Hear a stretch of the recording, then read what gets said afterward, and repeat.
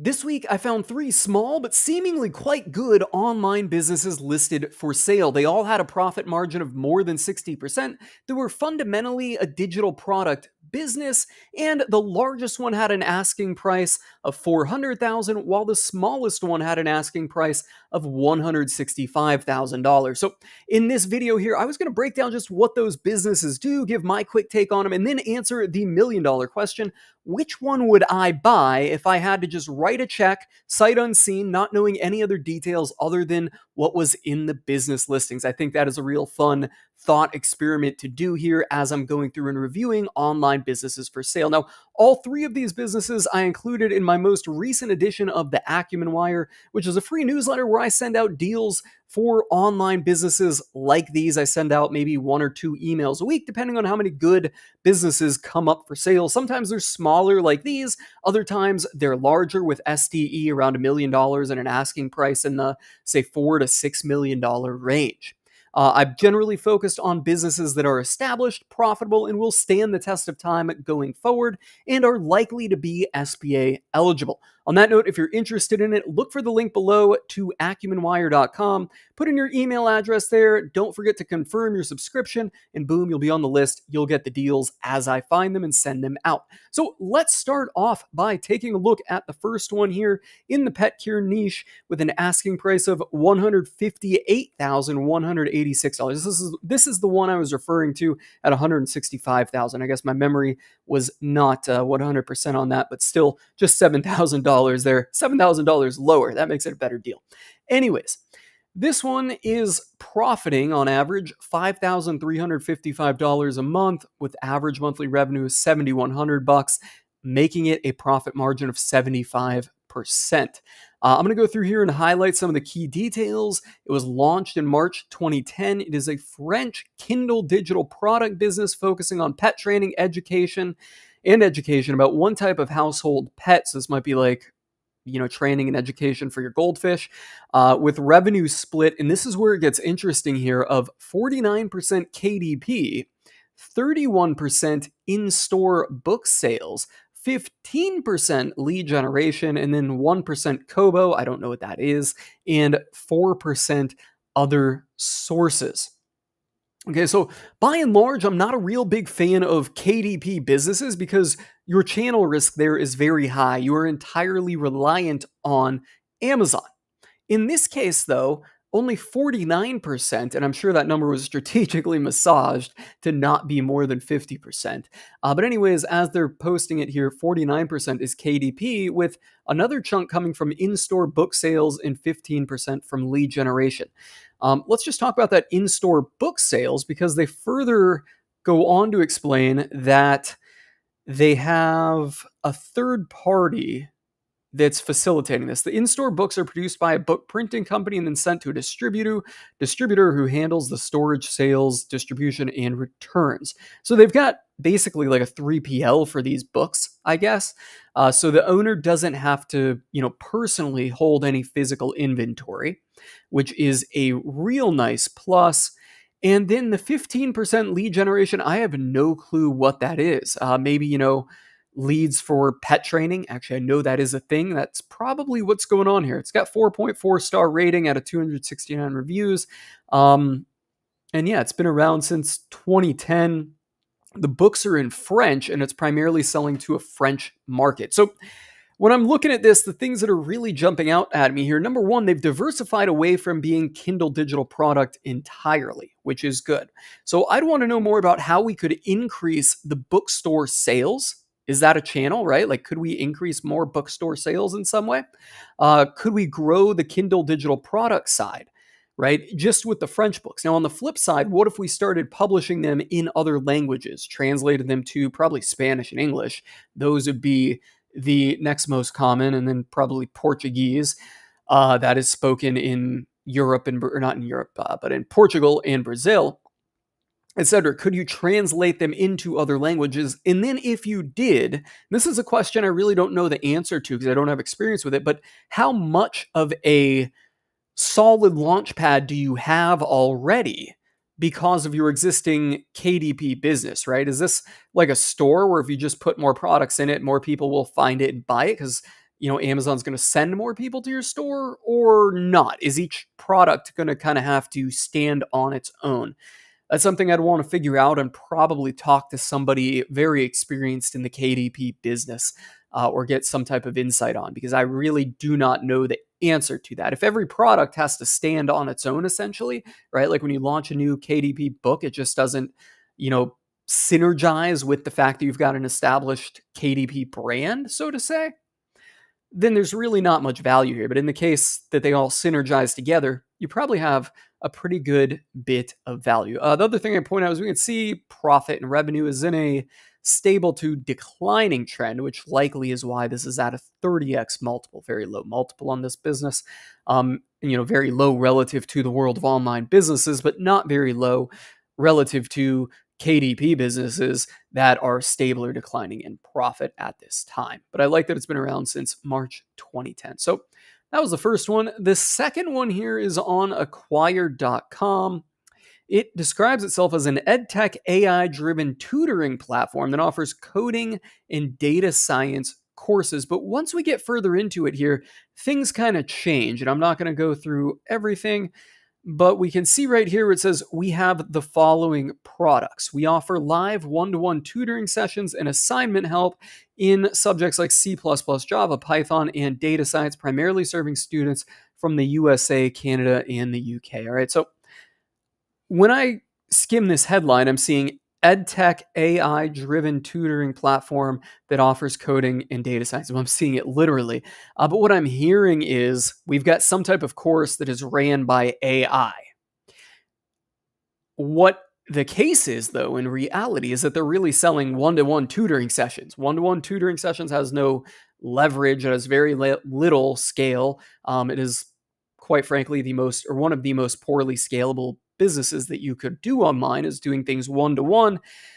And this is, at the total other end of the spectrum from something that I'm thinking is EdTech and AI-driven courses, right? So that's, a little bit out of there. I think this is more or less a one-to-one tutoring marketplace, probably for the owner, because what we can see here is the revenue is $119,000, the profit is $108,000. So there's no room in there to be paying really anybody to do the tutoring. And it doesn't say, that it's a marketplace, right? So it's not like they're taking a fee. And if they did, I would guess that the fee would probably be mentioned in here. The marketplace would be mentioned. I just feel like this is a one-to-one tutoring session type of business here. And then we see point 2, 6 million annual organic traffic on coding and AI-related content, which becomes lead generation for tutoring and is monetized through programmatic ads, plus a newsletter with 55,000 subscribers currently unmonetized. When I read this line, what I'm seeing here is 6 million organic traffic. That is $500K a month in a business that's only doing $119,000 in revenue. That's a very little revenue amount for this much organic traffic, particularly in the AI and coding space. So something kind of seems a little off. And then I'm seeing AI-powered self-learning tools like Code Generator, Debugger, and Converter, and courses enabled for personalized learning just launched and barely monetized. Okay, that's good, but it's still barely monetized, and that's not the primary product of this business, which to me just seems like a blog that offers tutoring and some AI courses and is poorly monetized. If we go down, the seller says, that they don't have a sales and marketing background, and someone with a sales and marketing background should be able to scale it. No paid marketing or sales effort. You're buying. What it seems like you're buying here are essentially some loose ends with the opportunity to tie them up. Is that worth 3.2x profit? To me, I don't think so. I would rather buy all the ends tied up with an actual viable product that has scalability. So I can't say I'm a big fan of this. There might be some value here, and I think there is certainly some value here, but I don't see the value at 3.2x, and I also don't see it for the type of buyer that I am. So on that note, let's go on to the third and final listing. This one also in EdTech. EdTech games that empower children to overcome learning difficulties and boost language skills, right? And it's available at a 4.8x profit, which means that they are in the trailing 12 months making 83K in profit, and they are asking 400K for it. This company is valued at 400K and addresses a global need for overcoming language learning difficulties with expert-created educational games. Our evidence-based multilingual games boost essential skills like phonological awareness. Phonological awareness? I might need these games. I can't pronounce that word. Phonological awareness and spelling. We have strong traction and growth with low churn rates. Our subscription-based model ensures recurring revenue from B2B and B2C clients around the world, demonstrating sustainable financial performance and significant market potential. Okay, so B2B and B2C clients, that means that I'm reading this as they are selling to schools and educators and also to parents as B2C. I'd be curious to see what the splits are. Let's see if they tell us. They have fun educational games to help kids aged 5 to 12 overcome language learning difficulties by developing fundamental skills like phonological awareness, alphabetic principles, and lexical spelling. It creates AI-powered multilingual video games designed to address various facets of language learning difficulties such as dyslexia, ADHD, and dyspraxia. Oh, and here they actually even give the names of the games. That's interesting. I did not Google these yet. And I'm not going to in this video, but if you see them here, you certainly can. Let's see if there's anything else we can take away from it. Here we go. We support both families and educational professionals. Founded in August 2019, so almost 5 years old at this point. We sell renewable subscriptions for our products to schools and school districts as well as to families. So the primary customer here, reading between the lines of how they phrase this, is schools and school districts. And the tech stack, growth opportunities, increase pricing, expand to new markets, hire a sales team, increase content marketing, improve conversion rates, new product features, social media marketing. Okay. So if you're going to grow it, I think this would be, your big ticket, hiring a sales team to sell this to whoever provides these types of games, schools and school districts.